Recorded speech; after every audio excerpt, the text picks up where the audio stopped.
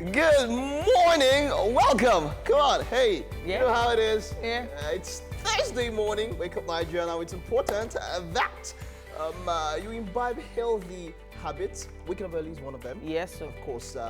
And of course, they said early bird catches The worm. The worm. So that means that if you're not early, maybe the worm can just miss you by the side. You know what's up. Well, that's one of the reasons why we start our days early. We start early with you to help you brighten your day just a little bit. Now, a little bit of prayer to bless you on your way. You know, you have to make sure you add that to it. And of course, the right breakfast show to help lighten the burden of the week. It so much. It feels so good to be with you this morning, of course, to spend 3 hours, 2 hours, 45 minutes with you on Wake Up Nigeria. Yes, so thank you so much for joining us. Thanks for letting us into your homes. We are here to give you nothing but the top quality breakfast TV experience that you need. We have an amazing array of content just for you. My name is Titilayo Oyinson. Mike Mexicano is mine. Now, if you have to leave your house, make sure you go with your mask, face, nose, shield, whatever. Get all of them. Your sanitizers also. Please stay safe to spirit. Please do. Now, just so you know, you can stream this show live on tvcentertainment.tv and, of course, on Facebook at TVC Connect. Use the hashtag to interact with us. Wake Up Nigeria on TVC. That's the hashtag. Yeah. Twitter, Facebook, and Instagram. Now, our app remains available just for you to download, no cost at all for Android or iOS. You can watch us on your mobile devices from anywhere in the world. And of course, once you have your mobile device set, if you want to just catch up, just hit YouTube. Subscribe to our YouTube channel. TVC Entertainment is what you need to look for. Of course, you know something which we just added to our bouquet of content, WN Extra on Fridays, 2:30. It's tomorrow. Last Friday was an interesting one. You don't want to miss this one. Good morning. Good morning. Boy, good morning. So, which one do we hit up with first? Lagos roads or a post? My number one screen crush of ever. Wow. Ego Boyo put up. She put your picture up. I said a post she put up. Okay, what post did she put So up? do we start with traffic or do we start because with traffic Lagos already road? stressed me out today. Really? So I was stuck in traffic just before 7 up. No And way. then you know that place you can turn to go down to Ikosi. I'm just looking at it like this. But I just can't get there. Like it was crazy. By 11:30, my friend is on Twitter and he's doing videos and he's like, look, I'm on, I think it was Aja. Even on the island. What? Yeah, it was a toll gate, yeah? Okay. And his own lane, Yeah. you have this lane full like 5. His own lane that they have like 4. 3 lanes have been filled by the incoming. But that toll gate isn't functioning. The way he was shouting, this is what I put up the post and I saw it on his stories. The way the guy was shouting, it was obvious that this guy could go mad anytime. And that is a very delicate thing you just said, Mike. Honestly, the amount of traffic Nigerians go through, Lagosians go through, is enough to drive people up the wall. You know, so remember there was that case we heard about from one of those coaches where there was this lady from abroad. She said she had the worst day of her life, and what happened? A bike man hit her, got up and walked away, and that was the worst day of her life. The bike man got up and walked away. Yes, as he got up and walked away. Now. So the issue now is we that go through such traffic, such trauma in traffic on the regular, what sort of mental state are we all in? That's why I'm looking at our mental health segment and I'm like, we all need it because one way or the other, we all have some things. You see, a motivational speaker, say like a Tony Robbins or something, motivating somebody in US, if our US is different because US, if you're black, you have your own challenge. Your challenges are also different that we can't relate with. Yes. Let's use a country like say Sweden, or Holland, Scandinavian country. Those are some of the best countries, best ruled countries in the world. Some of the countries that have the lowest crime rates. Some of the countries that have the best education and healthcare. and they're so calm. Someone that is Swedish, the way you are motivating the person is different from the way you motivate somebody. I don't think they in need Lagos. motivation. It's different. No, they can need some motivation. Be like, okay, you see, when you receive your $2,000 check every month for not working, you just have to stand up and make sure that you don't eat too much and sit. You know. Well, Boy, here, when you wake up, when you think you're early and by 4 a.m., you're already on Lagos Road, you're already doing James Bond and all of that. You're already saying, don't try me. Don't try me. Then by 4:30, something is wrong with you. Something was wrong. So, You know, it's so crazy because the average Nigerian, sometimes when he leaves his house, doesn't even know if he has enough money to get back home. Yeah. So imagine that trauma of you have enough to get to that place, but how you're going to get home, you get there, you have guy no clue. Will give you, borrow you 500. Just never know. You use. Anyhow, at this point, it's about time for me to take the news update. And Vice President Yemi Osinbajo says he's unperturbed by what he refers to as lies on social media connecting him to the corruption trial of Mr. Ibrahim Magu. In a statement released by the spokesperson to the Vice President, Laolu Akonde, a report published by one Jackson Ude is totally false and baseless. The said report alleges that the embattled former chairman of the EFCC allegedly embezzled and shared some sums of money with his principal. He says the vice president will not be distracted by these obvious campaigns of lies and calumny published by these online publications. The matter has been referred to the relevant law enforcement agencies for investigation and necessary action.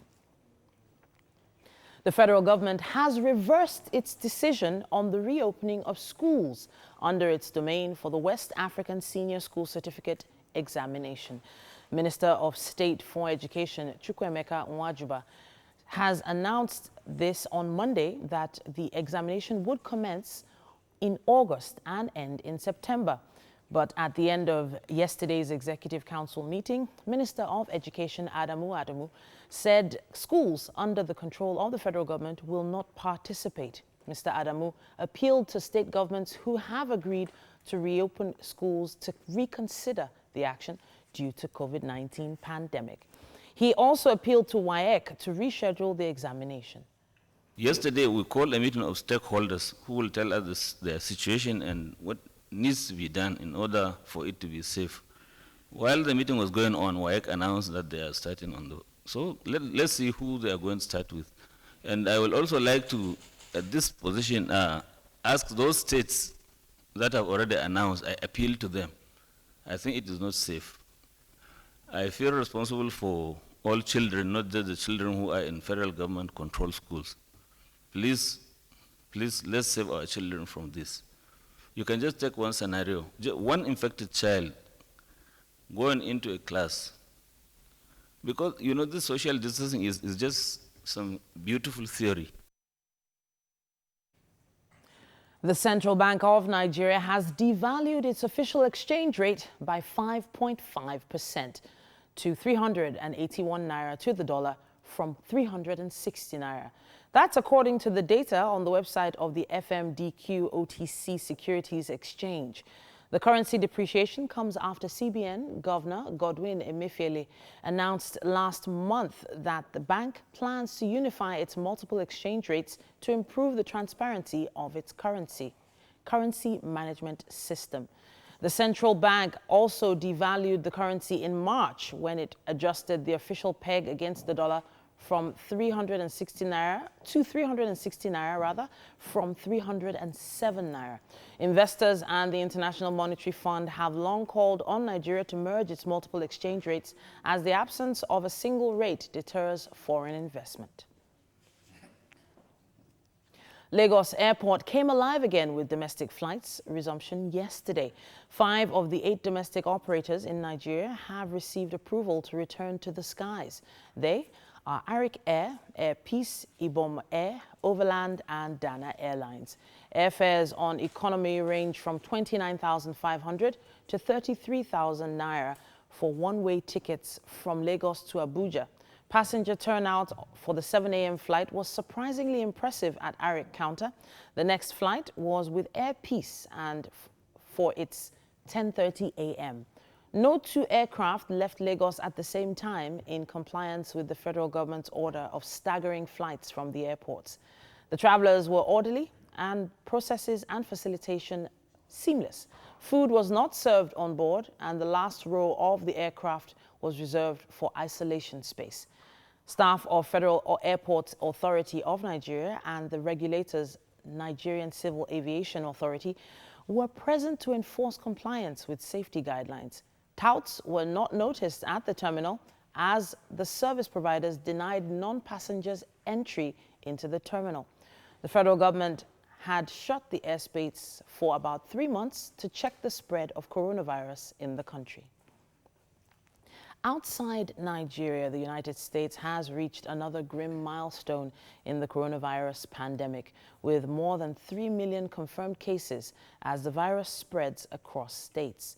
Hospitals have been struggling to deal with the surge in infections in several southern hotspots, including Texas, Florida, Louisiana, and Arizona.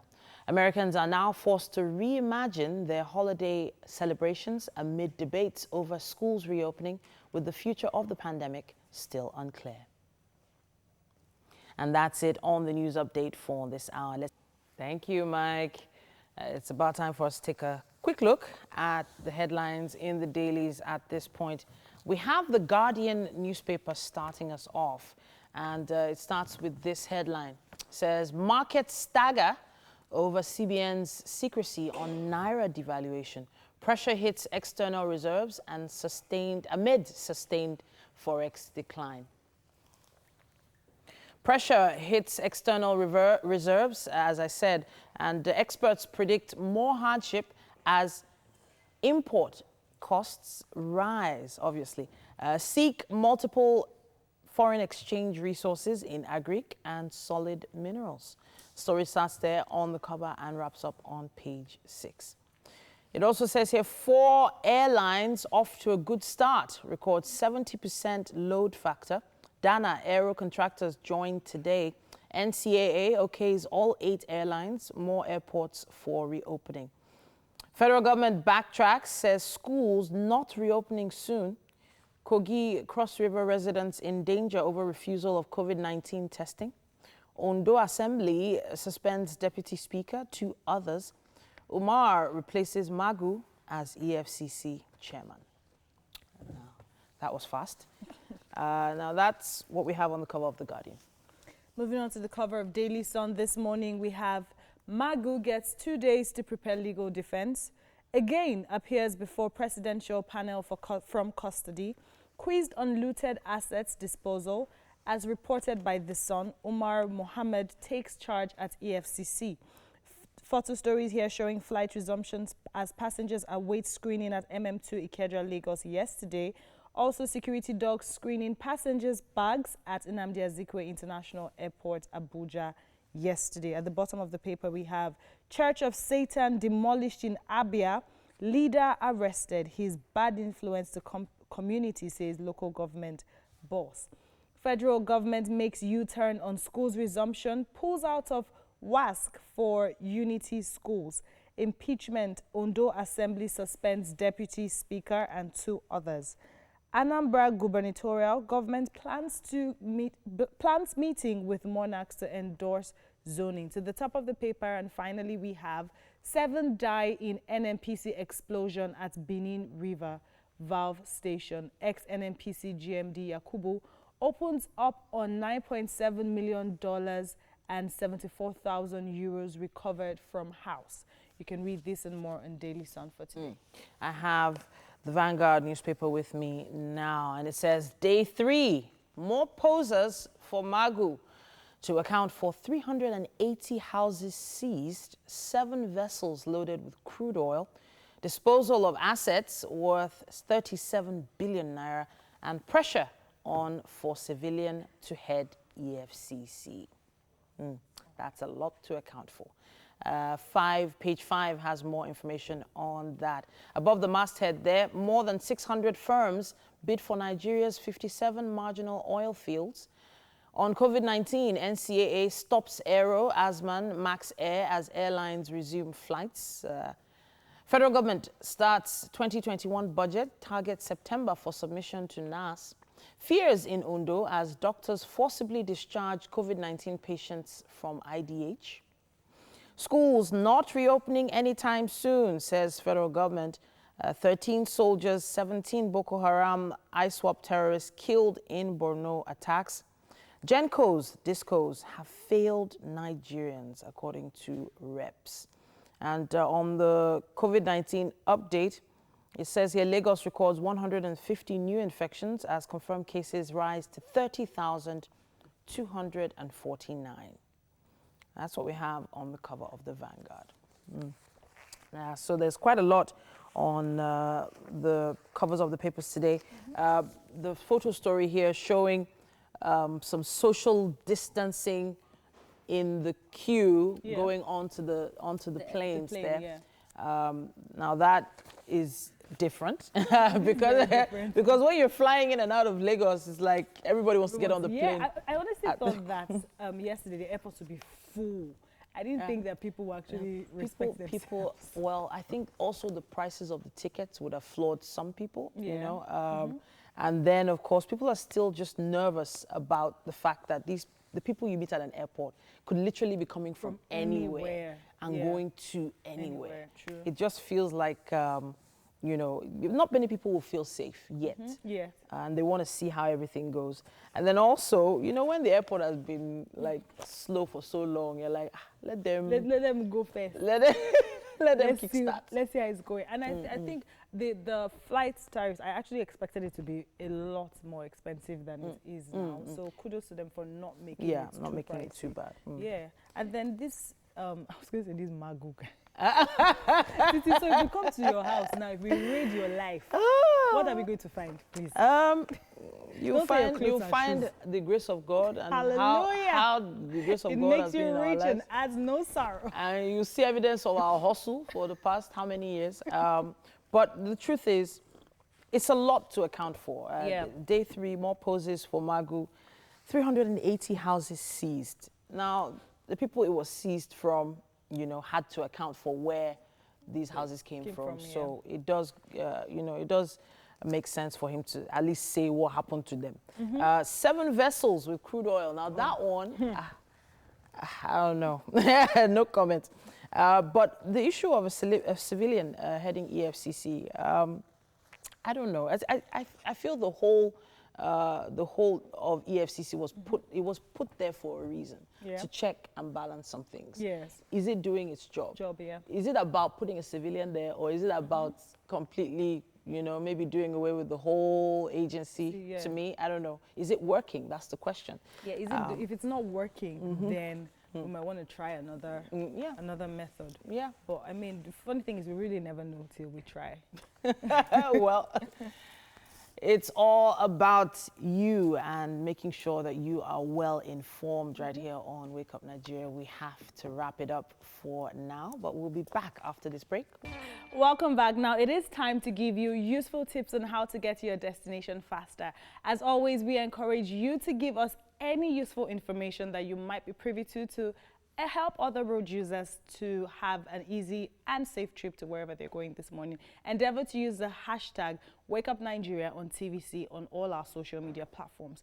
This morning, we'll be starting our journey from Ojodu Bega all the way to CMS. Now, I'm taking Ojodu Bega because there's traffic at about 7 up all the way down.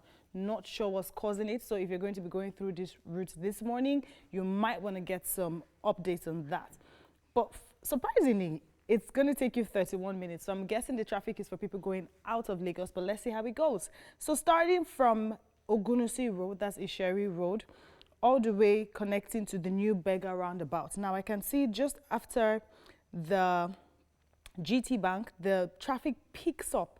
Now it picks up all the way through till you get to the new Bega roundabout. Now after you pass the roundabout, the traffic eases up, but it picks up again at about just shortly before the BRT station. So climbing up to the express, there's traffic all the way.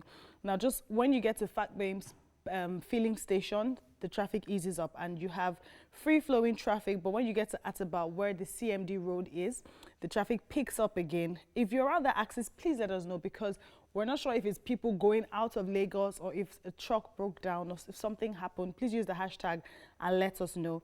Now, the traffic gets better just shortly after you pass the Lagos State Secretariat. I'm just giving you landmarks I know around that area. Now, after the Lagos State Secretariat, the traffic eases up. Thankfully, you have free-flowing traffic. Now, if you want to go through the Ojota axis, that will take you 1 hour, 3 minutes. So if you live around Ojota, that will take you a longer time. So you might want to reconnect through town planning and get to 3rd Mainland. But if you're on this route, you have a good journey so far. Now, by Alakpere, the traffic picks up again.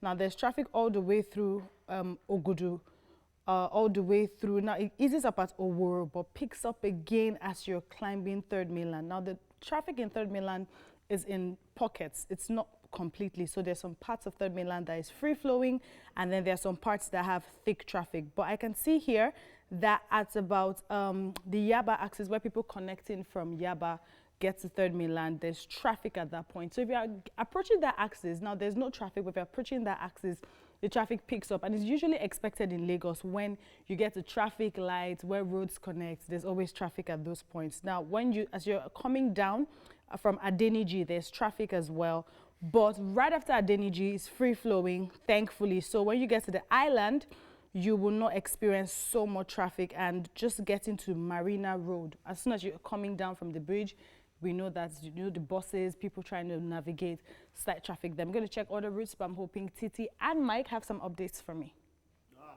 So, I just wanted to mention something. Yesterday, there was a report of, we had seen videos and pictures of a white foam around Anthony area, over a large expanse, the estate around there, and even on the express road and all of that. I think official statements have come in that it was some sort of a fire repellent. Okay. I think reportedly contents of a tanker spilled, and so that was what was repellent to put on the road to ensure that there was no fire or something. So it was on traffic reports yesterday.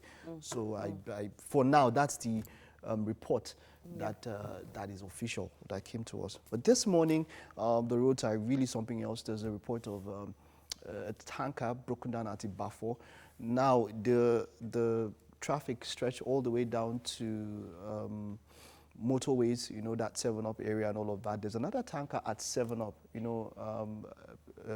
Tokwe mentioned earlier about how it was hard to turn at 7-Up. There's another tanker at 7-Up that had broken down.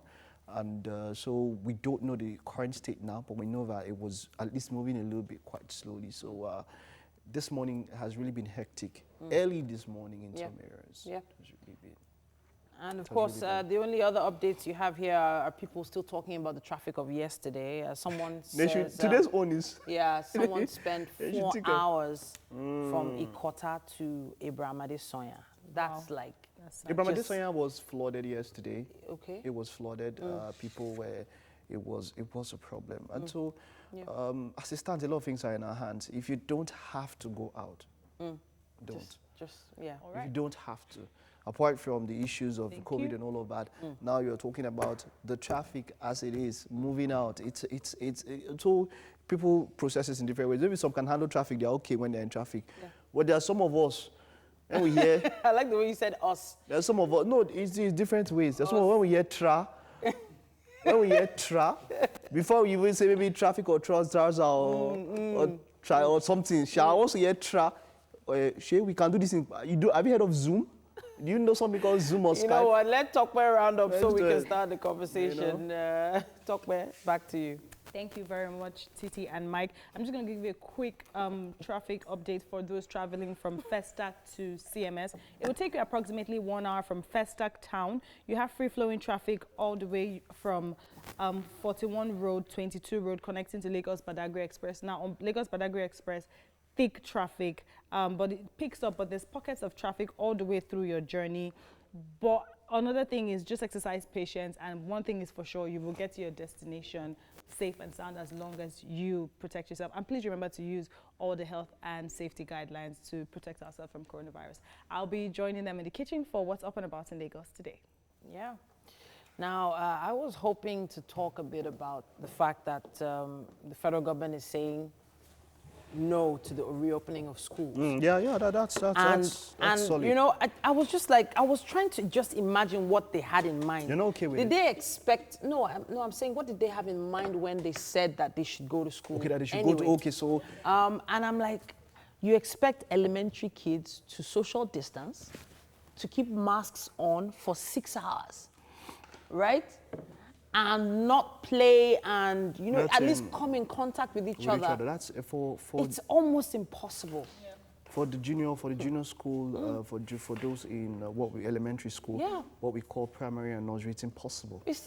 You know, in Wuhan, where schools reopened the first time, even after the pandemic, the most that you could do was shield. You can't expect a child to wear a mask. Even for adults, we know how discomforting it can be, even for us adults at some point in time. It's not every time that there's free flow of, you know, there are some times when you wear it and it feels like, what is this? You understand? Exactly. Some people that are claustrophobic would also have issues with the mask. They're not to talk of children. So what happened, what they did in Wuhan was that, okay, so they were regimented, the kids were kept apart. Their ways can't walk. Yeah. I don't know if I said so, but it was face shields, not They also had masks. these wings, these cute Okay, wings. yeah, So those wings would make sure that the other person beside them doesn't. So your wing is pushing my wing, so we're apart. Okay. So what happens is that you have that's from Wuhan. Yeah, Wuhan. You have the teachers ensuring that there's no play. So they come into school, Papa, they do. Once they are done, the parents come and pick them up and prove there's no play. Even at home, So I started trying it out with my kids, you know, because I have these disposable masks, and I was like, oh, every time we go outside the house, you have to wear. So I marked them. I just put an A and an R on it. And do you know how many times they exchanged masks? Yeah, because they... And to them, it's like, you know, it becomes a toy, it becomes a plaything. It became... Yes, now. It was just, you know, What means we came together. Both of us are going to die on the line. So imagine these kids exchanging masks and things like that in class. How is the teacher going to know? How? What do you do? You Very can't... true. Because like, oh, your mask is cute. It's finer than mine. Can I try it? Ah, no. And imagine as a mom, you now come to school and say, where's your mask? Oh, I gave my friend and she gave me hers. And by the time you get to that friend, by the time you get to that friend, you realize that the friend has given somebody else, you know? So it's gone wrong. And then another thing that came to my mind was the fact that teachers literally stand over the children. So the child is sitting down, the teacher is leaning over. How sure are we that the teachers themselves don't have it? And are not breathing it over the kids, you know? So it's just... So you're happy that it was suspended? I'm happy that they made that decision. I just hope that the states are going to agree to make sure it goes across board. And then, of course, private schools is another thing entirely. You know, as much as, you know, things were happening and all of that, is it Ondo State, I hope that's the right state, where the doctors are on strike and they closed down the isolation center? Closed it down. Closed it down and told them to go home. Wow. When the teacher happened like that, I just went and I say, As in, they closed it down. Like, the doctors are on strike, you know. And then somebody said, and then I was having a discussion with a friend. I was like, I know some nurses, they are paid well. You know, I don't know why they're not, you know. Sometimes words, it's hard to put it in words. If you have states that they don't, that's not the only state. We have some states, you know, remember what happened in Kano State, in Calabar, and some states and all of that. And then you go and then, I think it was on a report on another media channel where a professor comes out and says there is no COVID. And this is a professor of what now? Related to the science field, not maybe it's a professor of literature says there's no COVID. You can say, okay, the books you are reading, they've entered your head and do you mental binge. But when a professor who's related, who's in the science field, something related around there says that no, and then you're wondering like, Oga, you spent how many years to get to this title, and then you're saying this. You know, it makes us know that look, as it stands now, it's in your hand. Yeah, really. Stay safe, everyone. And the truth is, on the cover of the papers today, we saw that we've surpassed 30,000 cases. You know, thankfully, well, I say thankfully, before, when we started the lockdown, we hadn't had any record of death. And, you know, everybody was like, lockdown, why are we locking down? But the truth is, it's over 600 people that have passed away from this thing, and people are looking at it like, so it does begin to feel like Nigerians are used to hearing things about people dying in the north, that's 80 people. That's a recorded one. That exactly. One, because, you know, if for Trump to even say that, to openly, brazenly say that that testing should be reduced so that the numbers don't come up that big, I'll let you know about, of course, the test results that you get are proportionate definitely to the number of tests that you do. Exactly. How many tests are we doing? But hey, come on, it's in your hand. That's the final thing I can say to you. It's in your head. Right? Wash your hands, people. Yep. If you started the first hour with us, thank you. If you were just joining us, thank you also. Come on, the first hour is done. But then another electrifying hour, 45 more minutes is about to start on your numero uno breakfast show. We appreciate you. In fact, we have so much love for you for letting us into your homes with groundbreaking content that you've never, ever seen before. I love you. What? Wow. For that, I mean, come on, it's not means you could have changed if you change that, if you change now. If you switch it. But hey, come on. I know some of you are not fully awake, but you see, they don't need to know, because me, sir, you don't know whether I'm fully awake, but right? A cup of coffee might help you. Yeah. Tea, hot plate, of a bar. For those of us. Yeah, well, that clan, that when you wake up in the morning is when you take so that you can take up. Let me know on social media, what do you think? A hot plate of eba and a goosey soup or ogbono? That's the last one I took. What do you think about that kind of breakfast? Do you think it's okay to take eba and ogbono? Or is pando, that's your preference? Or fufu? Let me know on social media. It depends on what you're going to be doing for the rest of the day. Look, this is legit me not joking. I had this friend that if he takes coffee in university, he'll sleep. If he wants to stay awake, he has to take pounded yam or eba and soup to stay awake. But hey, come on. What's his name now? I can't really remember, but I know that mine, which I can't forget, is Mike Mexicano. And I'm Titilayo Oyinson. Remember, you can stream live at tvcentertainment.tv and on Facebook at TVC Connect. And the TVC app remains available for you to download free of charge for both Android and iOS. So watch us from anywhere in the world, people, as long as you have that app. Definitely, and then you should also subscribe to our YouTube channel, TVC Entertainment. Yeah. You get segments, of course, and the full shows and other shows on that platform. Of course, IG Live also tomorrow, 2:30 p.m. It's always interesting. We have more time. We can goof around. We don't have to be all, all the way we are now, just a package and all of that. we can just, just have fun. I don't know about you. So I like IG to Live package. I like to package. 2:30, I package. I have Chef Nathaniel. Hi, guys. Cuisine. Morning, everyone. Hey. Oh, gee. See, as the guy your pose, I say, I'm in charge. Wait, which country are we going to today? Well, coming back home. We're coming back home. Are we having eba and a goosey soup? No. For Michael. It's only Mike that can take eba. Only him. Trust me. Only him. Plenty hypocrites are just here. All these people. Okay, so while you guys were doing birthday shout-outs, I was eating F4 and pando. Wow. Potato, so see? I thought you. Wait. Titi, you're real. You guys were doing birthday shout-outs. I was real. arranging myself in the want corner. to rewind to when Titi said she used to package herself. Don't mind that. Package the food. 2:30 will just come now. And package the food too now. And I didn't record you. I'm sure. You'll never catch me. Okay, but I know that Ibrahim definitely Ibrahim K, of course. The way Ibrahim is set this morning, he looks like somebody that if he has not yet taken pounded yam and egusi, he is planning to take it after reading the news. He's already in the cafeteria. You never tell me that you started reading the mind. What are you saying? Ibrahim, don't fall my leg now. You have to repo. How you doing, man? Good morning. We'll take you to India. You make a good living doing that, where you can read people's mind. Wow. Vice President Professor Yemi Osinbajo says he's unperturbed by what he refers to as lies on the social media connecting him to the corruption trial of Mr. Ibrahim Magu. In a statement released by the spokesperson to the Vice President, Laolu Akonde, he says a report published by one Jackson Ude is totally false and baseless. They said the report alleges that the embattled former chairman of the EFCC allegedly embezzled and shared some sums of money with his principal. It says the vice president will not be distracted by these obvious campaigns of lies and calumny published by these online publications. The matter has been referred to the relevant law enforcement agencies for investigation and necessary action. And Nigeria's crossed the 30,000 mark of coronavirus infections. The Nigeria Center for Disease Control reported 460 new cases of the virus overnight, taking the country's total number of cases to 30,249. Lagos recorded the highest figure with 150 new cases, followed by Rivers with 49 and Oyo with 43.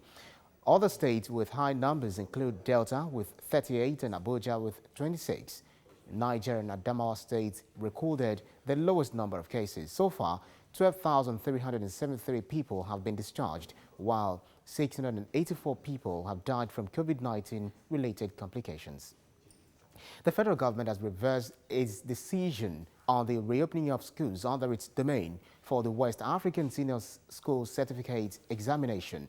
Minister of State for Education, Chukwuemeka Wadriba, had announced on Monday that the examination would commence in August and end in September. By the end of Wednesday's Executive Council meeting, Minister of Education Adamu said schools under the control of the federal government would not participate. Mr. Adamu appealed to state governments who have agreed to reopen schools to reconsider the action due to the COVID-19 pandemic. He also appealed to WASSCE to reschedule the examination. Lagos Airport came alive again with domestic flight resumption on Wednesday. 5 of the 8 domestic operators in Nigeria have received approval to return to the skies. They are Arik Air, Air Peace, Ibom Air, Overland and Dana Airlines. Airfares Air Peace, Ibom Air, Overland and Dana Airlines. Airfares on economy ranged from 29,500 Naira to 33,000 Naira for one-way ticket from Lagos to Abuja. Passenger turnout for the 7 a.m. flight was surprisingly impressive at Arik counter. The next flight was with Air Peace and it's for 10:30 a.m. No 2 aircraft left Lagos at the same time in compliance with the federal government's order of staggering flights from the airport. The travelers were orderly and processes and facilitation seamless. Food was not served on board, and the last row of the aircraft is reserved for isolation space. Staff of Federal Airport Authority of Nigeria and the regulators Nigerian Civil Aviation Authority were present to enforce compliance with safety guidelines. Touts were also not noticed at the terminal as the service providers denied non-passengers entry into the terminal. The federal government had shut the airspace for about 3 months to check the spread of coronavirus in the country. The Senate has passed a bill that prohibits sexual harassment of students in tertiary institutions.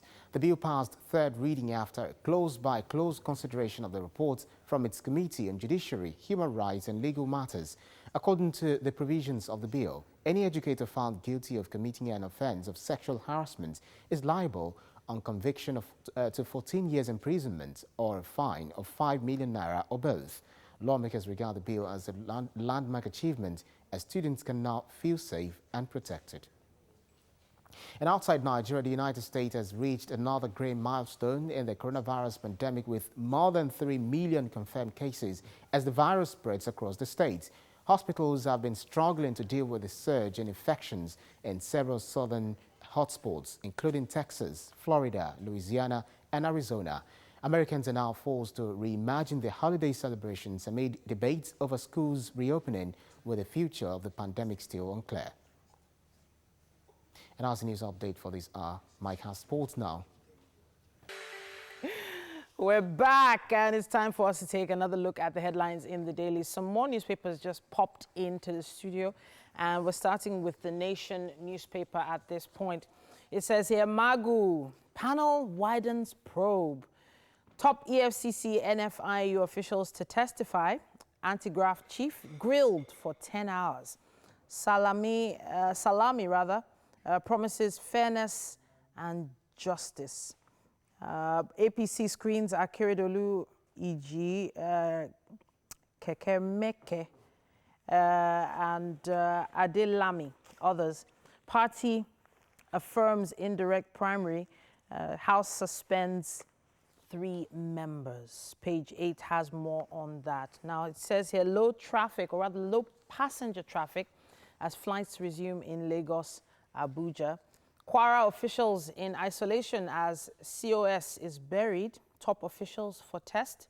Federal government pulls JSS3, SS3 pupils out of West African school certificate exams. And it says here 7 dead as explosion rocks oil facility. That's what we have on the cover of The Nation. Moving on to the cover of The Punch this morning. In case you've forgotten, today is Thursday, the 9th day of July. Panel probes Magu over alleged ownership of Dubai properties. Probe team seeks answers to mysterious release of 157 oil tankers. Umar assumes duty, suspends anti-graft boss, spends third day in detention. We have photo stories here showing boarding gates and Nigerians obeying the social distancing guidelines at the airport in, I'm guessing, Abuja, for what I see here. Fear, caution, complaints as airlines resume domestic flights. Boko Haram kills 20 soldiers returning from Borno operation. 7 killed in explosion on NPDC oil platform. Ondo government poll APC screens Akeredolu, 5 other aspirants as well. Seized $9.77 million, 74,000 euros meant for business. Ex-NNPC boss Yakubu. Luth petitions panel over failed surgery by cosmetic surgeon. Ondo Assembly suspends 3 anti-impeachment members.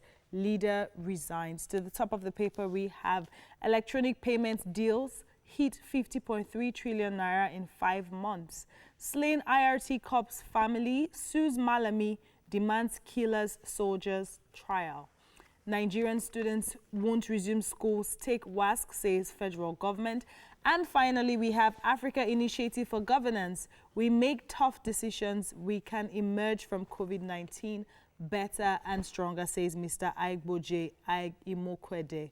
You can read this and more in the Punch newspaper for today. I have the Vanguard with me now, and it says, Day 3, more posers for Magu to account for 380 houses seized, 7 vessels loaded with crude oil, disposal of assets worth 37 billion naira. Pressure on for civilian to head EFCC. Page 5 has more on that. At the top of the masthead there, it says more than 600 firms bid for Nigeria's 57 marginal oil fields. Page 7 has more on that. On COVID-19, NCAA stops Aero, Azman, Max Air as airlines resume flights. Federal government starts 2021 budget, target September for submission to NAS. Fears in Ondo as doctors forcibly discharge COVID-19 patients from IDH. Schools not reopening anytime soon, according to the federal government. Page 28 has more on that.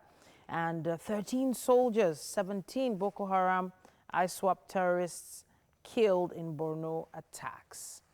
That's what we have on the cover of the Vanguard. Moving on to the cover of The Guardian this morning, we have markets stagger over CBN's secrecy on Naira devaluation. Pressure hits external reserves amid sustained forex decline. Experts predict more hardship as import cost rises. Seek multiple foreign exchange sources in agric and solid minerals. A photo story showing Lagos-bound checked-in passengers at the Nnamdi Azikiwe International Airport as they practice social distancing even while they sit and await their flight. COVID-19 cases, clear analysis as the spread across Nigeria. We have 30,249 confirmed cases, 684 deaths, and 12,373 discharged. We have here showing Cross River and Kogi State with the lowest numbers of cases so far. Next, we have 4 airlines off to good start, record 70% load factor. Dana Aero contractors join today. NCAA okays 8 airlines, more airports for reopening. At the bottom of the paper, we have federal government backtrack, says schools not reopening soon. Kogi Cross River residents in danger over refusal of COVID-19 testing. Ondo Assembly suspends Deputy Speaker and 2 others. Umar replaces Magu as EFCC chairman. You can read this and more in the Guardian newspaper for today. Okay, we still have the Daily Trust here with us. Confusion as presidency silent on Magu's probe replacement. Suspense at EFCC. Nigerians in the dark, say CSOs. Why government needs to speak, according to lawyers. WAEC, federal government reverses decision on school resumption. Boko Haram ambushes, kills 20 soldiers in Borno. Strict protocols, scanty passengers as airports reopen with 4 airlines. Why you should give sunflower cultivation a trial. Page 22 has more on that. Ondo Deputy Speaker, 2 more. Deputy Governor loyalists suspended. And finally, politician caught defiling 2 girls in Nasarawa. That's what we have on the cover of the Daily Trust. Wow, might want to read that. To the cover of this day, we have Magu faces police censure as interrogation enters 3rd day. Why most senior police officers in EFCC take charge. Osibanjo denies collecting 4 billion naira from Commission's boss. A photo story showing the Minister of Niger Delta Affairs, Senator Godswill Akpabio, and the Minister of Special Duties, Senator George Akume, during the virtual meeting of the Federal Executive Council in Abuja yesterday. Fresh suit challenges legitimacy of APC caretakers. Appeal courts to hear Amechi Group's request on the 16th of July. Ondo Assembly's Deputy Speaker suspended over Deputy Governor's removal. To the top of the paper. And finally, we have low passengers turnout as flight operations resume. You can get more information on this on this day newspaper for today. Yeah, I think we still have, do we have time for the Daily Sun? I think we do. Magu gets 2 days to prepare legal defense. Again, appears before presidential panel from custody. Quizzed on looted assets disposal, as reported by The Sun, Umar Mohammed takes charge at EFCC. Ohaneze gives IPOB leader 7 days to withdraw death threat on Nwodo. 7 die in NNPC explosion at Benin River Valve Station. Ex-NNPC GMD Yakubu opens up on $9.7 million. That's about 74,000 euro recovered from his house. And I'll wrap up with this one. Impeachment. Ondo Assembly suspends Deputy Speaker, 2 others. And that's all we have time for on the headlines in the daily. It's about time for us to head to the garden. Welcome to the kitchen, people. Today we have the amazing chef Nathaniel from Natido Cuisine. Natido Cuisine, Yeah. Natido Kitchen? Both. Both. All right. So, you know, I want to call you the plantain ambassador because you have most times, you just keep recreating interesting ways to use the plantain. And today, That's the beauty of Wake Up Nigeria. Today is another interesting way we're going to be using the plantain. So, what are we making this morning? We're making Natido's dodo kebab. Dodo kebab. Yeah. Let me wait. I was going to guess that we're going to have the sticks. Yeah. So we're really going to do that? Yes. Okay, so let's run through our menu. And So, I want to know why we have biscuits Yes. here. That's the curiosity part. Don't Okay, worry. So okay. we have biscuits, we have plantain, we have Yes. eggs, we have red and green bell peppers, we have onions, we have spices, and marinated pomo and gizzard. Okay. So the reason why we have this biscuit is I wanted to use breadcrumbs. Oh, okay, but I couldn't get breadcrumbs, so I now thought of using biscuits. So I'm going to crush it. I'm going to crush it so it will be put the biscuit like inside the stick? no. I'm going to crush it. So that's what we're going to. The egg would.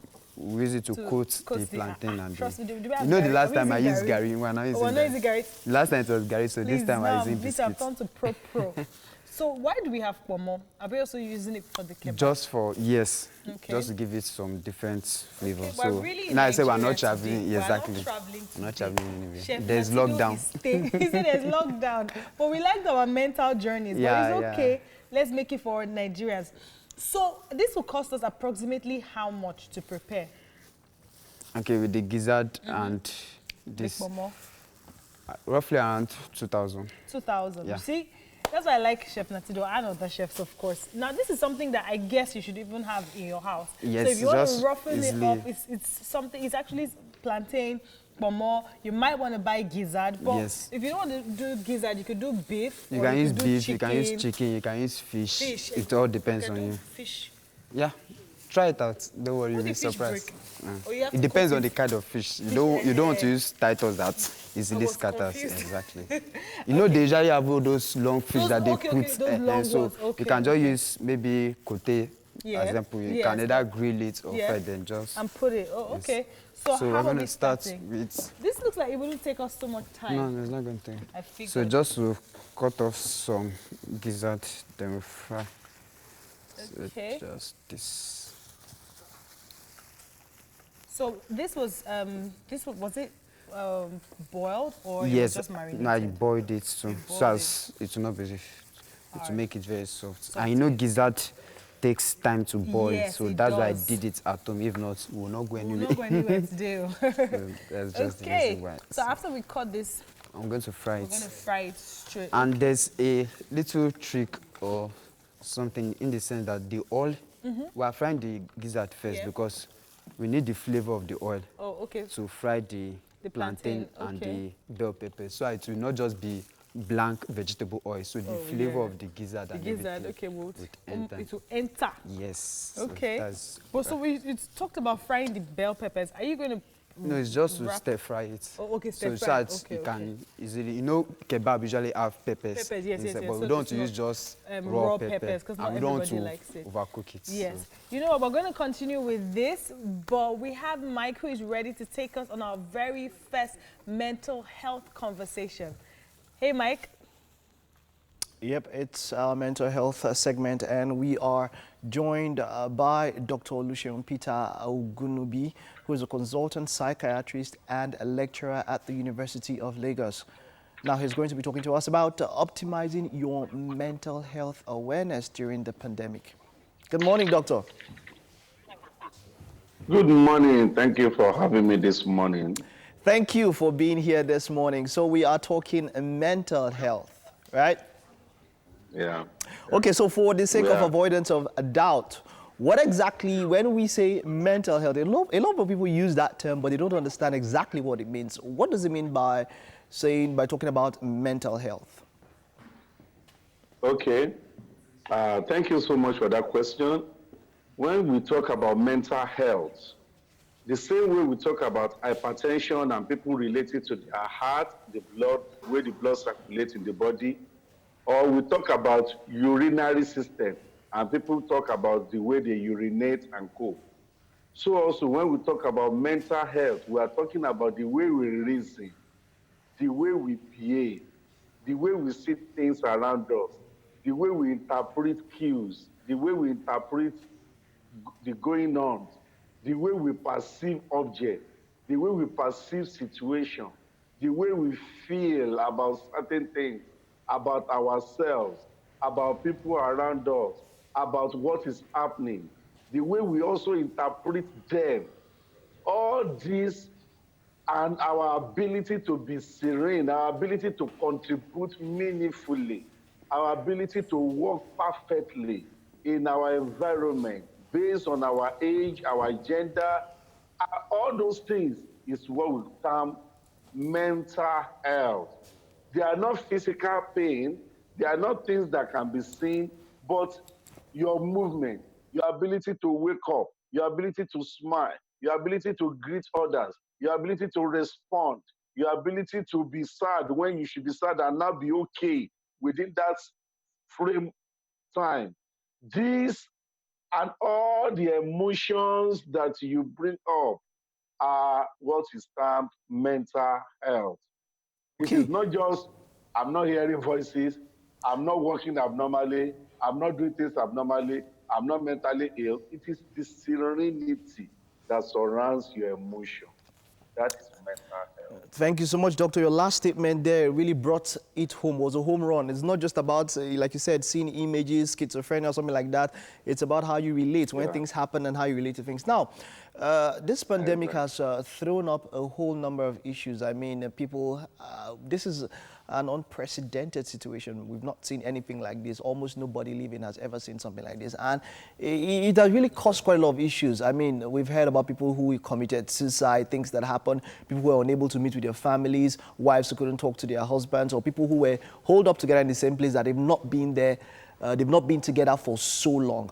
in such a period like this, how does one care for his or herself mentally? How does one maintain optimal mental health?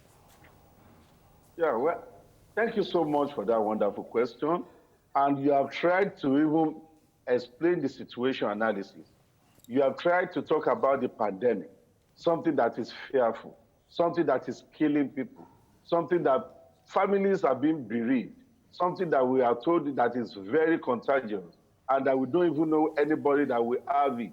No matter how much you try to protect yourself, it leaves us in this sense of uncertainty. Businesses are crumbling. Children cannot go to school. Many things are happening. We are anxious. We are afraid. Therefore, all these emotions are, first of all, normal. This pandemic is not a child's play that will now say, oh, those who are showing anxiety are being weak. Therefore, every person living that has breath within him or her is having one form of emotional reaction or the other. The only difference here is how are you experiencing your own, and how are you having one form of emotional reaction or the other. The only difference here is how are you experiencing your own, and how are you able to cope with your own based on certain personalities and coping strategies that you have. So the first thing is we must first of all know that the fear is real, the anxiety is real, the emotional aspect is real. The question then is, how do we cope, as you have asked? Because it's important to set that background, that no one is exempted. Having established the fact that no one is exempted, how then will you cope? How will somebody break down and the other person will not break down? Both factors, because it's either you swim or you get drowned. It's either you break or you bend. What will make it that I will not even break, I will not even bend? And at the end of the day, I will be able to say to myself, when the going gets tough, the toughs get going. Now, there are many things we can do. And I have been talking about this several months now. But for the sake of time this morning, I'll first of all say, number one, mind your mind. Mind your mind. That is the first key thing everybody must understand this morning. Most of us will mind our body by taking good diets, by having physical exercise. You understand? By doing things that will help us to keep fit. They'll say, oh, lockdown, I don't want to blow up. I don't want to do this. I used to be very big in the last 3 months, but in the last 1 month, I decided to be doing exercise, diet, and everything, and I thank God where I am now. And I'm still doing more to keep physically fit. But the question you should ask me is, have I been keeping mentally fit?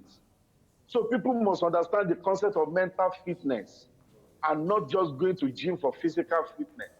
The first thing in mental fitness is you must mind your mind.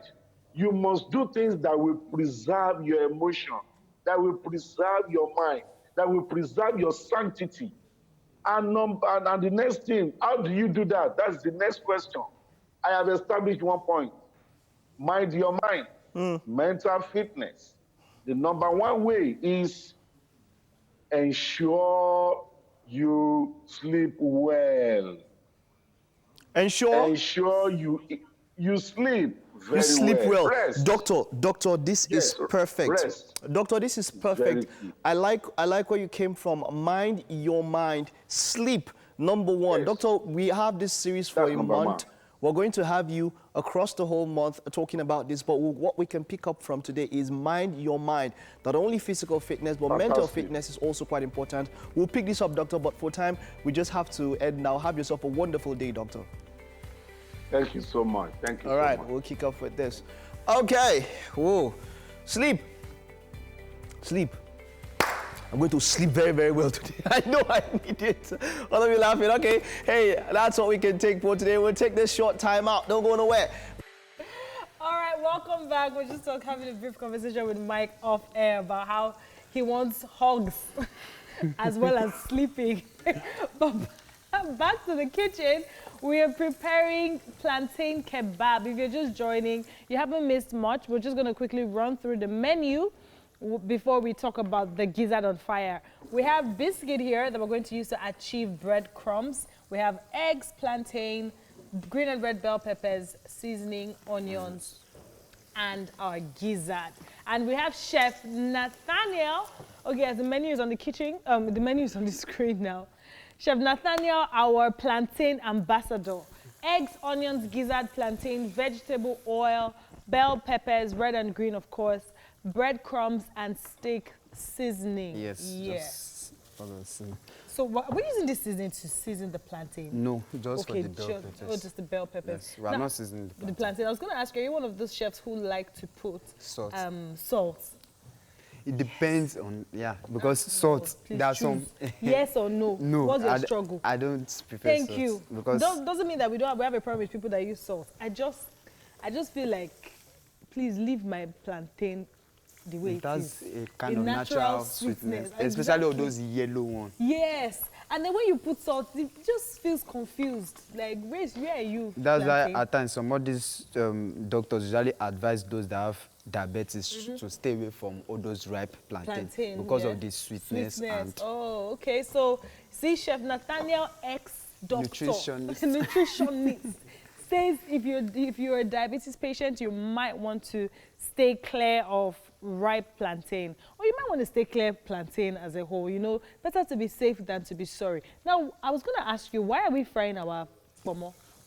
Yeah, just to give it different flavor. Different flavor. Yeah. Won't it become hard? No. Okay. We are not frying it deep. Okay. Today we're staying in Nigeria. Yes. We're not traveling anywhere. If you're gonna try this at home, you should definitely send me pictures. Send me pictures. Yep. I want to see it.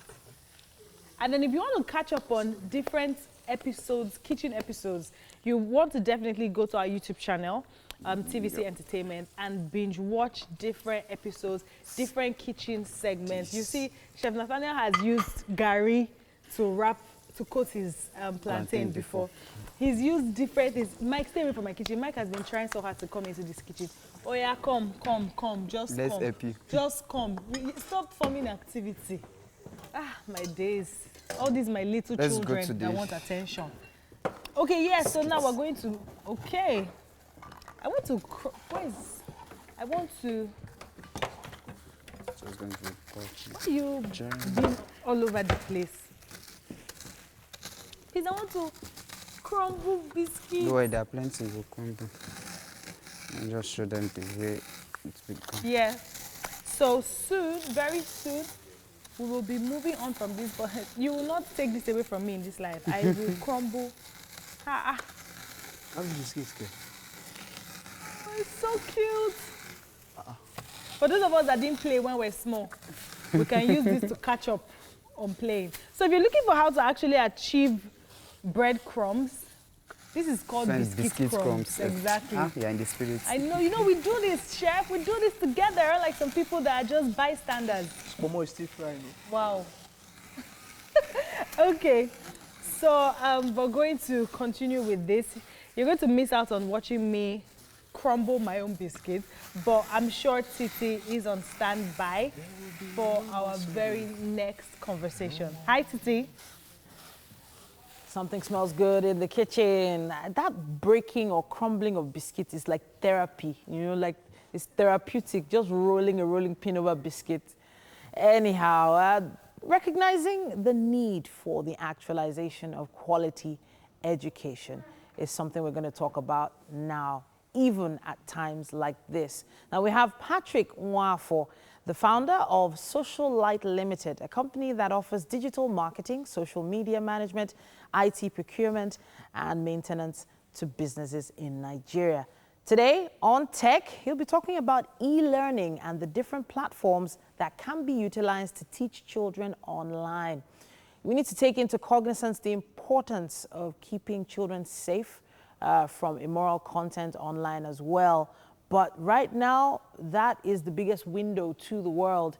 Good morning. Hello. Good morning. Hi.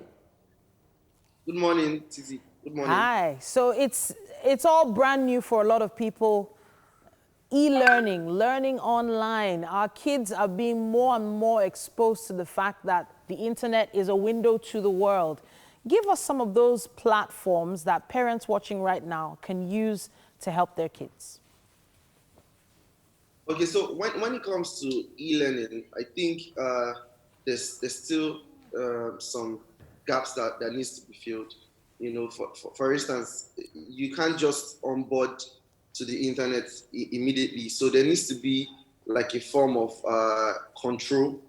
You know, so there are several apps there that you could actually use as a parent to actually monitor your children's activities. You know, starting from checking your phone records. Like for instance, now on the iPhone, there are particular apps already pre-installed that could control your screen time. You know, so there are other apps like Mama Bear. Mama Bear just gives you like an insight on the activities on the web browser of a particular phone. You know, so I think, you know, onboarding to e-learning, it's a gradual step. So I believe there's like a small gap just before you actually get into e-learning itself, you know, which is more like a re-education kind of process. You know, the digital space comes with no manual actually. So we find ourselves in a time where we just actually make use of anything that we can actually get together to hit the right goals. You know, so, and especially at a time when so many things are not in place, you know, so many things are not balanced. Okay, so we're talking about electricity and then access to devices when you say things are not balanced, right? Yes. Okay. Accessibility and then other factors to, you know, electricity. Okay, so I want to take it somewhere. I want to take it somewhere else. Now, a lot of parents themselves were not as savvy online as they could be. Are there some websites that parents can visit to find out more about e-learning for their kids before they even introduce their kids to it at all? Yes. So, okay, so one of the sites that you could actually visit, you know, to check about e-learning is DigiSmart Nigeria, which is a platform that actually trains parents, and then teachers, and then students on the use of, or the positive use of the internet itself. You know, so one of the reasons why this came up was because of the fact that, you know, there was a gap in between, if you can remember when I said in between onboarding to the e-learning platforms from our normal school modes. You know, so what these platforms offer is more like an awareness training to make you really understand. For instance, if we use, if we say e-learning, you know, most of the time we just assume it's the teachers and the students. Meanwhile, it takes three to actually play the game. It takes the teachers, the students, and then the parents. Because now the monitoring has been pushed to the parents and not the teachers anymore. The teachers are just delivering. You know, so when you go on the DigiSmart platform, then you are exposed to several awareness training that can put you up to speed with what you need to learn to thrive in this new world order that we find ourselves in. Okay, can I ask you to maybe put it in a particular order? So you're a parent and you want to get your kids involved in e-learning. What is step 1, then step 2, and step 3 of what they need to do? Okay, so step 1 is visit the DigiSmart platform. Step 2 is join the class. Step 3 is you take the training at your own free time. And then step 4 is, I mean, after getting that knowledge and you can now apply it, you know, before actually onboarding your child into any e-learning platform. You know, some parents are specifically focused on their kids becoming doctors or lawyers. And, you know, there's some specific areas they want their kids to go in a particular direction. Are there online platforms like that that don't just give kids games and things exciting to do that can actually help them focus on that career path? Well, there are several sites like that that focus on specific courses for kids. And most of the time, okay, you know, most of the time we actually think it has to be specific. But looking at the way the world is now, you have information at your fingertips. So there are several YouTube channels or even Twitter pages that actually give this kind of guidelines for kids that actually want to follow a particular career line. So these are things that we could find easily. You know, it might not particularly be a website per se. And I don't think right now, I think most of those things are still work in progress. You know, so that's where the world is moving to. But now you find this information in bits. You find this information in bits in the sense that, you know, some people might offer it on their pages. Some teachers already that see the need for things like this have started putting out podcasts. You can find educative materials like this on Anchor, and then you can also find some on YouTube also. Okay, so you mentioned Anchor, you mentioned Mama Bear. Of course, YouTube has always been there, and some other great platforms. Please, once we post this online today, please, could you go to our page and write down some of those links so that some of the parents watching will get the chance to click on them and find out more about these platforms. Hope you don't mind. Yes, no, I think it's fine. Something All right. So now those platforms have obviously been created for different age groups, and parents can rely on them to also be safe, right? So we didn't mention the security protocols that parents need to, you know, imbibe their kids in when going online. Could you just say one of the things that parents can do to make sure that their kids are safe online? Okay, to ensure safety online, you know, one of the things parents can do is to okay, so there are some particular apps that you could install on your phone to prevent access to unsecured sites. Okay. I think the function is also on the Mama Bear app. You know, it helps the child not gain access, or it prevents the child from gaining access to a particular platform, you know, okay, that is unsecured. So, you know, normally when you visit a website or any page per se on the internet, there's usually like it's HTTP like or maybe a setting. Yes.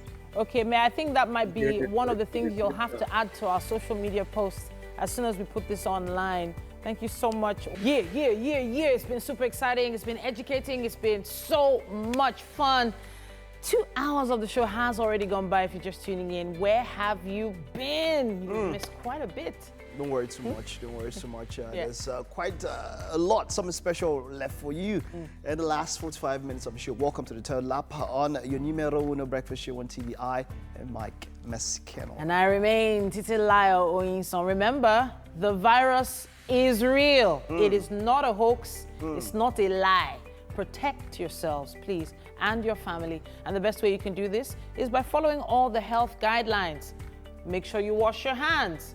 Carry an alcohol-based hand sanitizer with you. Wear your mask. Please wear it over your nose and mouth, by the way. It's not a chin guard. Neither is it for your forehead. Please, let's wear those masks properly. As an option, you can stream the show tvcentertainment.tv, Facebook, TVC Connect. And then also, you can use the app. Yeah, the app is available for you to download for Android or iOS. It helps you and us because we know that you can watch us anywhere in the world. And then also, you can get videos of segments and the whole show, TVC Entertainment on YouTube. Yes, sir. Of course, IG Live also Fridays, 2:30 p.m. We always have a special guest. You will love it. Okay, yes, so let's check out what next we have, or what remaining things we have on the show. She's the first person in Nigeria to have made a film and directed it virtually. Oh, wow. Yeah, so it was during the lockdown. She virtually directed the film. Okay. So everybody acted with, if you watch them, is it Amitabh Bachchan? They did something like that in India, where like 20 of them did a film and they all shot it from the comfort of their homes. So she did the same thing. But so there was no so it was everybody just like monologues individually? No, not monologues. It was a burial ceremony that happened on Zoom. Oh, wow. Yeah, so it was a Zoom movie. But everybody was individually on their own. Yes. So there were no two people together in the same. No, they were just, I think, a brother and a sister in one shot. You should watch the film. We'll talk about it. We'll talk we about should it and find out. Interesting. There's a lot of different things that have had to happen because of the lockdown. I was watching The Voice yesterday, and The Voice was done online. So the show? All the judges are in their houses. All the performers were performing from their houses. The audience self was online. Yeah, like, true. I'm like, what has happened to the world? Now, this is an event that everybody used to wait for the judges to turn their chair. Nothing like that. The judges are already looking at you. The judges were just watching the performances online. I'm like, wow, what next? What next? It just shows that you can be innovative if you put your mind to it. I know Ibrahim would want to read the news from his home. He just chill out on the bed and just come to the news, and then Ibrahim is just lying there like, yeah, hello, welcome to the news. Wow. And all that. Wouldn't you love that, Ibrahim? Absolutely, I would definitely love that. You know, coronavirus has really changed the way we live, the way we breathe, and everything we do, and it's really redefining so many things that we do, you know, in this world. Anyway, it's a good thing. Vice President Professor Yemi Osinbajo says he's unperturbed by what he refers to as lies on the social media connecting him to the corruption trial of Mr. Ibrahim Magu. In a statement released by the spokesperson to the Vice President, Laolo Akonde, he says a report published by one Jackson Ode is totally false and baseless. They said the report alleges that the embattled former chairman of the EFCC allegedly embezzled and shared some sums of money with his principal. It says the Vice President will not be distracted by these obvious campaigns of lies and calumny published by these online publications. The matter has been referred to the relevant law enforcement agencies for investigation and necessary action. Nigeria has crossed the 30,000 mark of coronavirus infections. The Nigeria Center for Disease Control reported 460 new cases of the virus overnight, taking the country's total number of cases to 30,249. Lagos recorded the highest figure with 150 new cases, followed by Rivers with 49 and Oyo 43. Other states with high numbers include Delta with 38 and Abuja 26. Niger and Adamawa State recorded the lowest number of cases. So far, 12,373 people have been discharged, while 684 people have died from COVID-19 related complications. The federal government has reversed its decision on the reopening of schools under its domain for the West African Senior School Certificate examination. Minister of State for Education, Chukwuemeka Nwajuiba, had announced on Monday that the examination would commence in August and end in September. But at the end of Wednesday's Executive Council meeting, Minister of Education, Adamu, said schools under the control of the federal government would not participate. Mr. Adamu appealed to the state governments who have agreed to reopen schools to reconsider the action due to the COVID-19 pandemic. He also appealed to WAEC to reschedule the examination. And Lagos airports came alive again with domestic flight resumption on Wednesday. 5 of the 8 domestic operators in Nigeria have received approval to return to the skies. They are Arik Air, Air Peace, Ibom Air, Overland and Dana Airlines. Airfares on economy range from 29,500 Naira to 33,000 Naira for one-way ticket from Lagos to Abuja. Passenger turnout from the 7 a.m. flight was surprisingly impressive at Arik counter. The next flight was with Air Peace and it's for 10:30 a.m. No 2 aircraft left Lagos at the same time in compliance with the federal government's order of staggering flights from the airport. The travelers were orderly and processes and facilitation seamless. Food was not served on board and the last row of the aircraft is reserved for isolation space. Staff of Federal Airport Authority of Nigeria and the regulators Nigerian Civil Aviation Authority were present to enforce compliance with safety guidelines. Touts were also not noticed at the terminal as the service providers denied non-passengers entry into the terminal. The federal government had shut the airspace for about 3 months to check the spread of coronavirus in the country. The Senate has passed a bill that prohibits sexual harassment of students in tertiary institutions. The bill passed third reading after a close-by-close consideration of the report from its Committee on Judiciary, Human Rights and Legal Matters. According to provisions of the bill, any educator found guilty of committing an offence of sexual harassment is liable on conviction of 14 years imprisonment or a fine of 5 million naira or both. Lawmakers regard the bill as a landmark achievement as students can now feel safe and protected. And outside Nigeria, the United States has reached another great milestone in the coronavirus pandemic with more than 3 million confirmed cases as the virus spreads across the state. Hospitals have been struggling to deal with the surge in infections in several southern hotspots, including Texas, Florida, Louisiana, and Arizona. Americans are now forced to reimagine their holiday celebrations, and debates over schools reopening with the future of the pandemic still very unclear. And that's the news today on Wake Up Nigeria. It's not sports. Today on Art Display, we have Omotoyosi Ogunlende, a very fantastic seasoned arts and crafts facilitator. He's a graduate of Yaba College of Technology Art School who majored in fine arts and sculpture. He is the founder of 5 and 10 Craft Zone, an indigenous arts-based small organization primarily into the business of interior and exterior decoration of fabricating metal, wall beautification, and arts and craft teaching. Good morning. Morning. How are you doing? I'm very well, thank you. And you? I'm very well, thank you. How's it been with the lockdown, the ease of the lockdown, the whole pandemic? How's it been for you?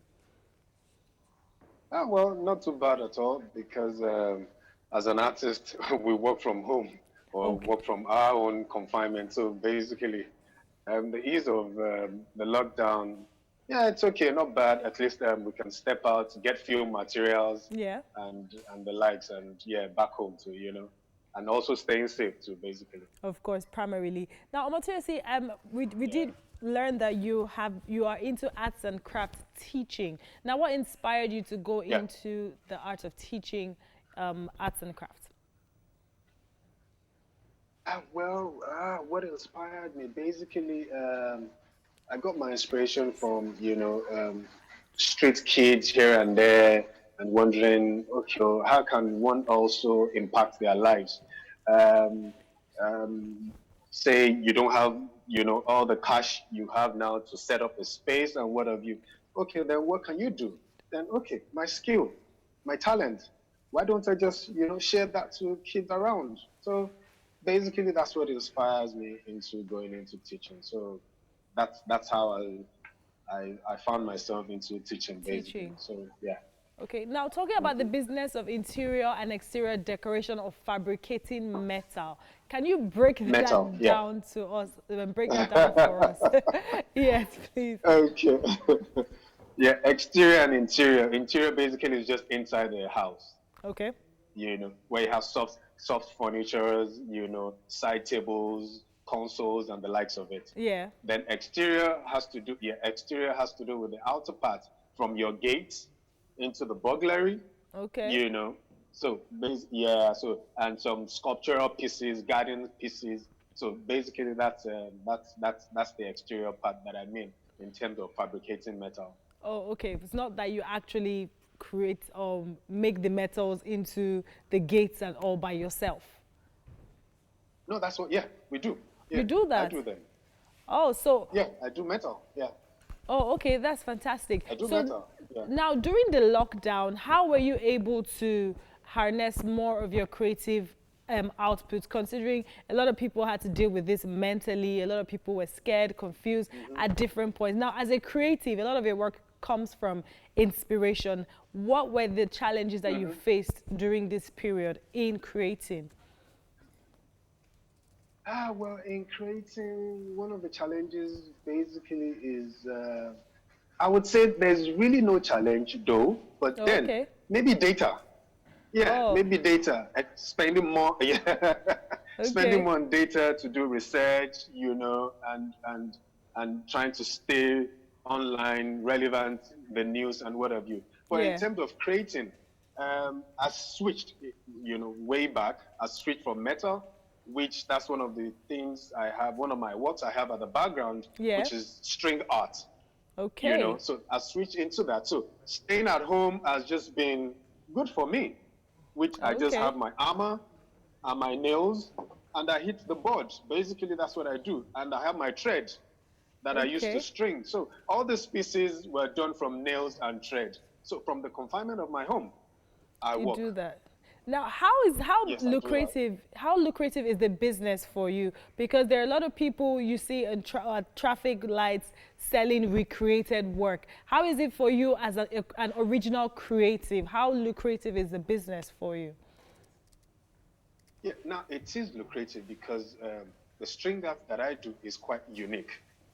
It's not too saturated in the market, which we're trying to push. That's also one of the things I try teaching kids, NGOs that needs my attention, and whatever. So that's what we do in terms of teaching, string art. But because for me, it's lucrative, it's original. So you can't find it in the traffic or what have you. Yeah. So, and besides that, we haven't gone into the art of printmaking of the string. Okay. Some people will tell you that it's not original. I want to feel the nails or I want to feel the paint. Okay. And you see most artists art collectors will not buy from the roadside. Of course. Okay. Exactly. So now, those that are patronizing the roadside are people who just want to beautify their homes. Their homes, yes. And they can't buy the original, right? Yeah. And not to say that the print is not beautiful though. It looks good, but it's not original basically. That's just it. Now, which of the art pieces that behind you, are any of the art pieces behind you string art? All of it are string art. Oh, okay. So could you just break it down for us how one of those are achieved? Maybe the Bob Marley picture. How is that achieved? Okay. The Bob Marley picture, basically, I get my image, right? Yeah. And I transfer it on the board. Yeah, I transfer it on the board and I swing into action by start nailing. So I tell people I draw with nails and I color with string, with threads. Is it possible to bring it closer to your camera so we could just have a closer view? Oh yes. Oh, great. Yes. So this is... Oh, wow. This is it by the side. Yeah. Oh, that is a lot more beautiful than when it was far away. So tell us a bit about it. Sometimes you need to move closer. Yeah. Yeah. Okay, so... Yeah, so please tell us a bit about that, how that was achieved, yes. Yeah, so like I said earlier, I transferred my image on the board, which is my working space, my working surface. Yeah. Then I had to trace it. I traced it out with my nails. Like I said earlier, I draw with nails and I color with my threads. Yeah, so after tracing with my nails to achieve the exact picture I want, then I paint the background, then straight up I go into stringing. There's a whole lot that goes into it, basically. Into it, yeah. Oh, interesting. Yeah, so there's a whole lot. Moving to the second half of 2020, with everything that's happened in Nigeria and the world opening up again, what are your plans for your business and your brand? Okay, plans basically is to get product out there. Okay. Because what is happening around the world now, you can't have people gather for too much or for too long and the likes of it. So how do we try to make your creativity still up and going is by also, so we're working on one of our products, which is the DIY kit. Okay. So where you have your hammer, where you have your hammer in it, your board, your nails, and your thread. So you can string from the four walls of your house, without me being there. Okay. Exactly. So everything is in the kit. And so we're working on that now where people can order and, do that. Oh, string art is done everywhere. Exactly. Oh, great. So people we're also working on, people watching who would like to contact you and buy some of this amazing art you have, how can they reach you on social media? Yeah, they can reach me on Instagram as 5 and 10. Figure 5, AND 10. 10. Figure Craft 10. Zone. Craft with a K. Okay. Thank you very much. Same thing on Facebook. Okay, on Facebook. So Instagram and Facebook. All right, then. Thank you so much for your time. And have a great day ahead. Thank you very much. All right, then. Thank you very much, too. Yes, that was really amazing. I don't think I've seen anything like that. But moving on the show, we have Mike, who is ready to take us away with the social media. What's happening in the world of social media? Mike? Take you to where? Take me away, so far away. Okay, so I talk about, of course, on Wednesday, you're all about our Indomie Cafe giveaway, and you've won, oh. You're a winner. Yes, your name is here. Like, don't try me. I try you how? As in, is my name really there? It's all Facebook, Instagram, Twitter, TikTok, LinkedIn. It's only you. Yes. I knew you were just challenge is on TikTok just for you. Wow, wow. So you're the only one that has won everything. Get around. Say you don't understand what terms and conditions apply, Abi. You never understood that. I ate my own yesterday. All right, so but then our winners for Indomie Cafe Instagram, we have at @Dimeji_07. Congratulations. Congratulations. Facebook, Olatayo M. Arosai. And on Twitter at UC Love. All right, once again, Instagram is at Dimeji_07. Facebook, Olatayo M. Arosai. And Twitter at UC Love. Your winners for yesterday's Indomie Cafe giveaway. And of course, we'll still continue that tomorrow.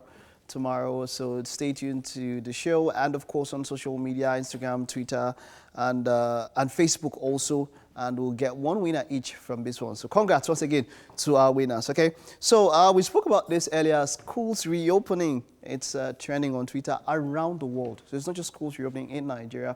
We know about the US president and his move to reopen schools in the United States. It's the same situation here, but a number of people are happy. Being that numbers are not coming, there are countries that the numbers have come down. I mean, when you think of countries like New Zealand have declared themselves coronavirus free, but for us here, we are still reportedly, we're told that we have not yet even peaked. So it might not be in our best interest to resume schools, but a lot of people are talking about it. And yeah, so let me just get a few reactions of some people who are talking about school reopening in Nigeria, of course. This is this is quite an interesting one here. It says some questions we should get answered before schools reopening. Can teachers infect kids with COVID-19? Can kids infect teachers, parents, and grandparents? If answers are yes, how do we social distance? Do we need more teachers to reduce class sizes? Do first graders wear masks? No, we've spoken about that, how much of a risk the masks can be to junior elementary school kids and all of that, and this is the questions that are being raised. If we have to do that, there's a lot that has to go in. If we do have to resume to open schools, there is a lot that has to go into the planning and ensuring that there are no issues and it doesn't escalate, or we don't have a bigger issue on our hands, because when it comes to kids, man, we have to really be careful. Okay, so other reactions, well, quite a lot. It's a trend that is going worldwide. So yeah, you might.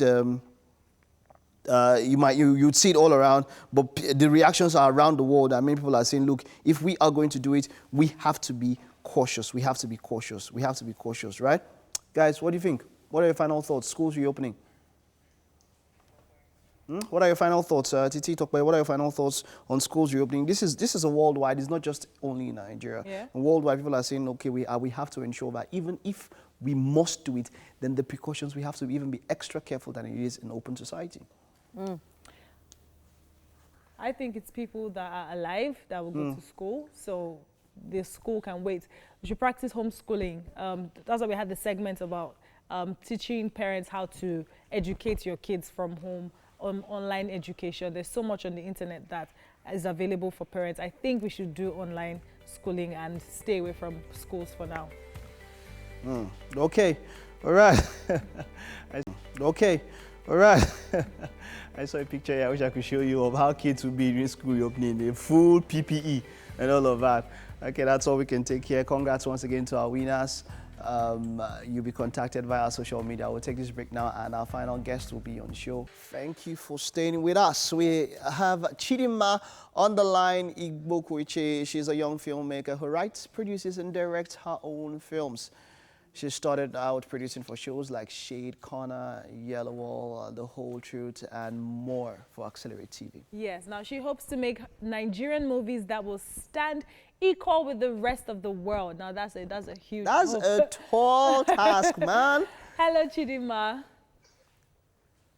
Hi, good morning. Chidima, can you do it? This your, we will put it in your, on your profile. So you're just kind of like, hey, I want to equalize. I and Steven Spielberg want to compete. When they call Chidima, they should call Steven Spielberg now.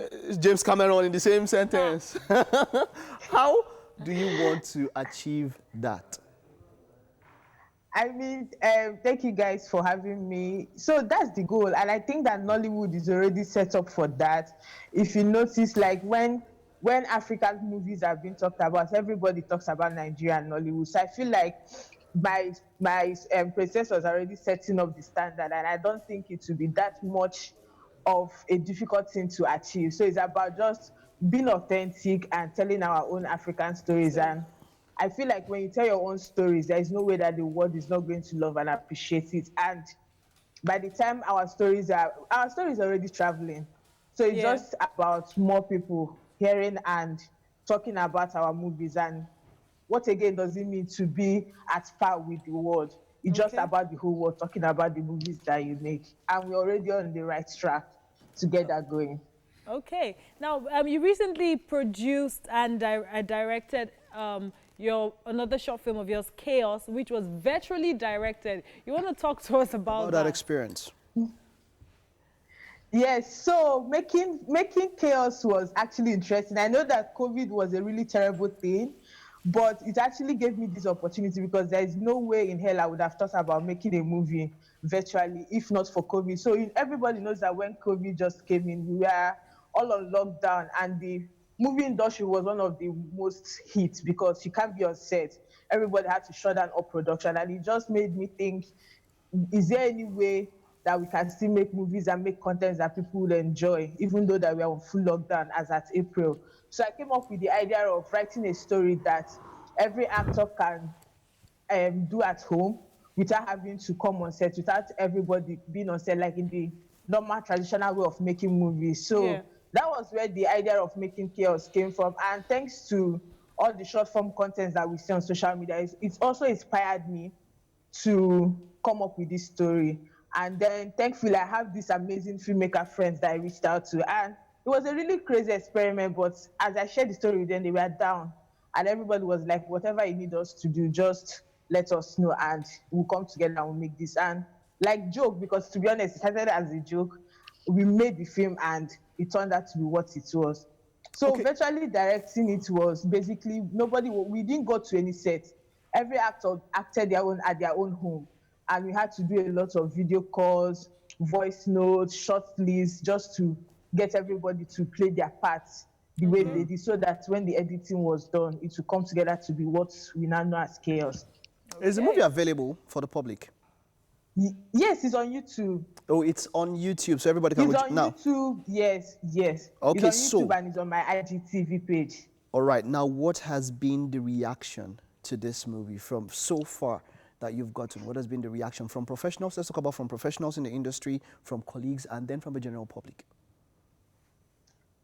The reaction has been amazing, to be honest. So when we made the movie, I was just like, I'll just put it out there. Whatever happens, happens. Like, it was an experiment and I'm not expecting much. But I've gotten phone calls and messages from people that I never thought that I was going to speak. I knew I was going to speak to them sometime in my career, but I wasn't expecting that it was going to be Chaos that was going to get me on those phone calls. Example, I'm on Wake Up Nigeria. So the reception has been amazing. People are amazed that we were able to pull off virtual directing. Most of the questions I'm always getting is, how did you guys do it? How did you guys do it? And it was just having this amazing group of filmmakers, group of actors that just wanted to do something amazing. And I'm grateful for all the responses that we're getting, because it's showing us that with innovation, we can actually really do anything and everything. Okay, so what's your plan now? The world is opening up. Nigeria is opening up July, second half of the year. What's your plan moving forward in terms of producing and content creation and directing as well? So I currently work with Accelerate TV, and we are working on a production. So we are trying to make sure that we get back on set too, because another thing Chaos taught me is that in as much as you can direct movies virtually, there are some things you just can't replace. There are some movies that you still need to bring people together to do. And we're grateful that the world is opening up a bit, but we are also trying to take health precautions before we are able to go back to set and make more magic. And I also want to continue to collaborate with the filmmakers I worked with, Michael, Hilary, Debbie, all the filmmakers I worked with to make chaos. I want to find opportunities for us to do something bigger than chaos, something that would also blow people's mind more than chaos did. So that's the plan for now. Okay, so let's do some. Let's look at ourselves now. You said something while we were talking about the movies, Nigerian movies, and the acclaim they are getting. You said it was about the discourse around Nigerian movies. What do you think? Let's be really critical now. What do you think the Nigerian movie industry, Nollywood, has to do to get at par with what you see outside the world? Remember, now one thing I normally point out now was at the last Oscars, a foreign movie is under the category that a Nigerian movie would have entered. A movie in that category won the best movie overall, Parasite from South Korea. Yes. It wasn't high budget. It wasn't something that they had millions and millions of dollars to shoot.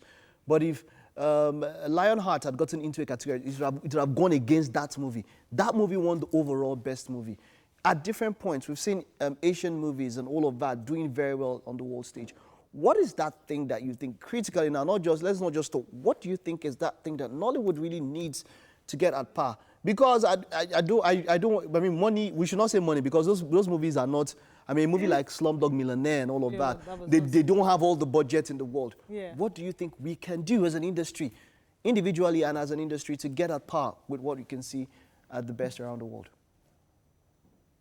Okay, but now that you have said I should not talk about money, because yeah, so we let that one time. Yeah, everybody. Okay, no, because everybody will say, we need money. We need money. No, let's leave money, because you can do something. Because Parasite was made with a good budget compared to if you convert what the amount is to make the movie to Nigerian Naira, you can count on one finger how many movies have been produced with such amount of money that it's Nollywood and not like foreign filmmakers coming in to tell a Nigerian story.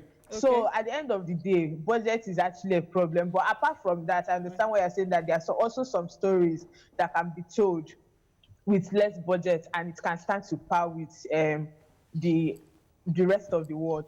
And I think is the story. I feel like it's growth. Nollywood is growing.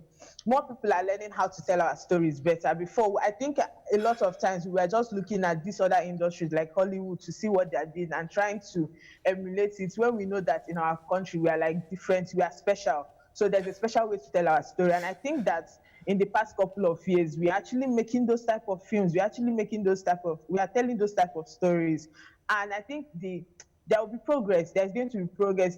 I tell a lot of people that when you compare us to Hollywood, you need to remember that these guys have 150 years on us. We are just an industry that is like, 25 to 30 years. And this is what we're already doing. We already have Netflix very much invested in Nigeria as at 30 years. When Hollywood was 30 years, I don't think they have as much as we have now. So I feel like we are making progress. And more that we need to do is to have a lot of government support, because a lot of these countries, like now in Lagos, before you shoot a film on the street, Tokwe is also an actor. I'm very sure she has experienced this. There's a lot of there's a lot of settling people, there's a lot of paying money. But when you have the government backing you and there's structure and there's standard, then you know that when you want to shoot here, this is what you need to do.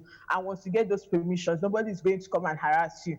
So most times, me as a producer and a writer, I'm very skeptical about writing stories, anything that would happen in the area, anything that happened on the road, because I start thinking about how much I'm going to use to settle these guys, the problems I'm going to encounter. So we end up finding ourselves just trying to write stories that can be fitted into interior scenes and everything, except when you have a big budget that you know that, you can call on police people to come around and assist you. So at the end of the day, again, money is there. But we also need government support, and we need to give opportunities to young filmmakers, because young filmmakers are doing the absolute best. There's so much that they are doing that people have not seen. So we need to start understanding that there's a new wave of filmmakers coming up, and we need to put our eyes and see what they are doing, because once we look, we see that we are making these movies that can stand the test of time, just like Parasite.